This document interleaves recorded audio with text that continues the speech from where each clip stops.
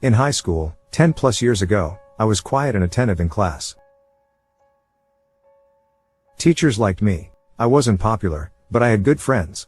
I say all this to explain that high school was relatively calm for me. I played sports, was on the student newspaper, and got decent grades. However, that all changed my second semester junior year. I've always been a voracious reader. My freshman English teacher recommended I move up to the honors English track, so I did for freshman, sophomore, and the first half of junior year. Then I was put into classical literature my second semester junior year. I've always loved Greek and Roman stories, and had already read your typical high school classical reading list on my own.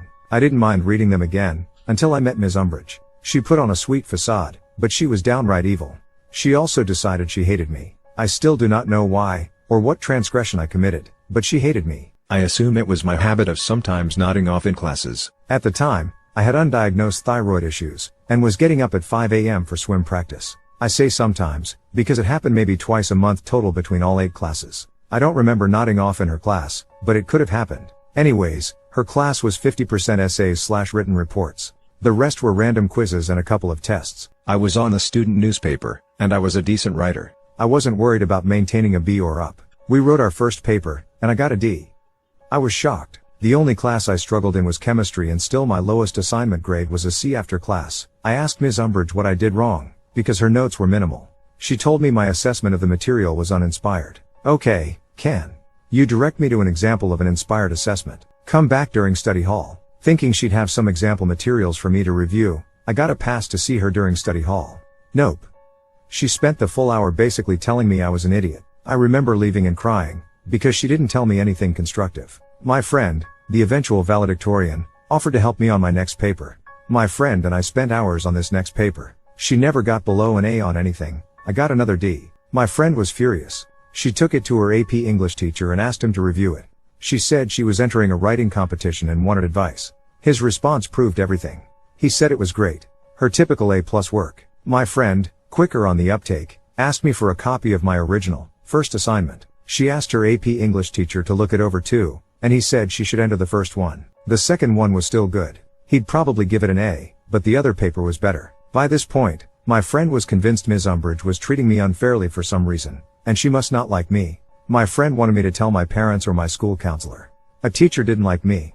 That had never happened. Sure, they didn't all love me, but none had actively disliked me. I decided I'd try one more time, but this time get Ms. Umbridge to help me. Despite the previous horrors of spending study hall with Ms. Umbridge, I went to her office during study hall 3 times before the next paper was due. She reviewed the paper and gave me tips on revising it each time. She did this in red pen. I took notes. By the time the next paper was due, I had 3 revised versions with her notes in red ink on each one. I got a D+. She smirked and congratulated me on my improvement. Which? I was done. My friend was right. This witch had it out for me and was giving me bad grades on purpose. I'm a laid-back person, but I was so angry. Never before been this angry. So I started to get my revenge. I took my paper to my newspaper teacher. Sure, he didn't teach English, but our student paper constantly won awards because of his work. I told him I was having trouble in English, and could he please look over my paper and give me advice. He was a little confused as to why I didn't ask my English teacher, but he did it. He also told me it was great, but gave me a few minor changes to make. I asked him if he thought it was a B or better. He said he'd give it an A, not 100%, but a solid A. I went to my friend, and we brainstormed. I couldn't request a drop/add. This wasn't college. You just don't switch classes at my high school, unless the teacher recommends an honor placement. That's not true, said my friend. The football and basketball guys get moved to easier classes all the time to keep their grades up so they are eligible for games. The athletics director was a friend of my dad, so I requested a meeting with him and my swim coach after school one day. I told them I was in danger of losing my eligibility to swim, because I was pulling a D in a class. I wanted to move classes, but I knew I'd need approval from administration, which I wouldn't get without a good reason. They asked if I had requested help. I explained I had asked for help from multiple people, but my grade wasn't improving. I didn't know what to do. They asked to see my papers. I sat while they read them. They both looked at me confused. Neither of them could understand how those papers were worth only a D. The student vice principal was brought in. He asked who helped me. I explained my friend. He knew who she was, again future valedictorian, and she had even asked her AP English teacher to look it over for advice. I had also asked my newspaper teacher to help me. Student VP asked if I had ever actually asked my teacher for help.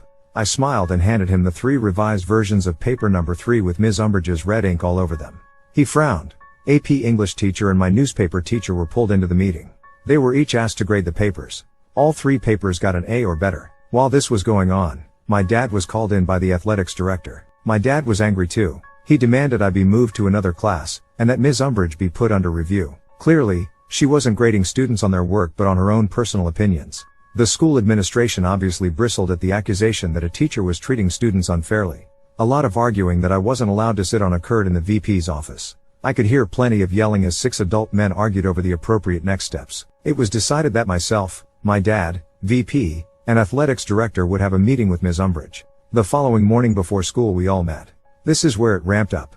Ms. Umbridge seemed to think she was going to get to tell everyone why I was so stupid. VP explained that if I maintained a D in her class, I would lose my extracurricular eligibility, and we were all meeting to discuss what to do. She smirked and said I should be moved to the non-honors English track, and that I had no business being in honors English. Apparently, I didn't have the aptitude to understand the complex classical literature they were studying, and I probably would need a tutor to even get through basic English. I've never seen my father so red, and I half expected to see steam come out of his ears.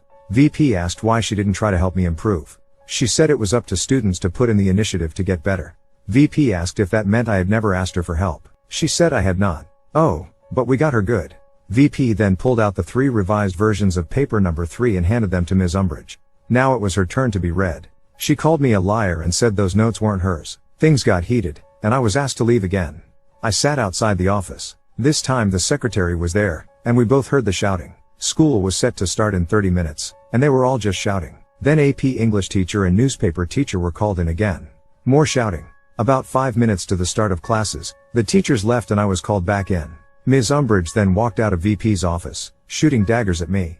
I was being moved to basic English effective immediately. My current grade would not carry over. I would not need to make up any past assignments, and the new teacher would be instructed to grade me only on the assignments going forward. My new English teacher, Ms. Honey, ended up being the English department head. She was at least 65, and had been doing this for decades. After 2.5 years of honors English, this class was easier than PE. I barely had to try to get an A, but I refused to let Ms. Honey think Ms. Umbridge had been right.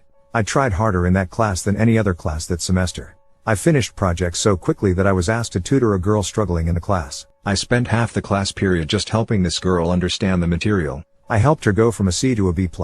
I got something like 104% in the class. At the end of the semester, Ms. Honey called me into her office during study hall. Then she told me something that shocked me, and terrified me. She was recommending I return to honors English for senior year. I must have looked panicked, because she immediately assured me that Ms. Umbridge would not be my teacher. In fact, she would not be anyone's teacher. She was leaving at the end of the school year. Ms. Umbridge was only in her late 20s and unmarried. Too early to retire. And my high school was in one of the best paying school districts in the state. I knew what leaving meant, and then Ms. Honey explained that I was put in her class on purpose. The school administration trusted Ms. Honey to determine the truth of Ms. Umbridge's claim that I was basically a lying idiot. Ms. Honey stated I very clearly belonged in honors English. She apologized if her class had not been challenging enough for me. I cried. I mean full on ugly, snot cried. I didn't realize it, but part of me had actually believed Ms. Umbridge up until that moment. Ms. Honey hugged me and consoled me. I spent senior year in honors English and spent my study hall tutoring Ms. Honey's struggling students. To this day, I think about that awful woman fairly regularly. My career is strongly writing based, and I still worry obsessively over my writing. I hope she never taught again, because she wreaked havoc on my self-confidence. I'm sorry to anyone who has ever had their own Ms. Umbridge story. It's sad so many exist out there wreaking havoc on self-conscious teens. Don't let your Umbridge keep you down. You are better than Umbridge. Go out and do exactly what your Umbridge said you shouldn't do.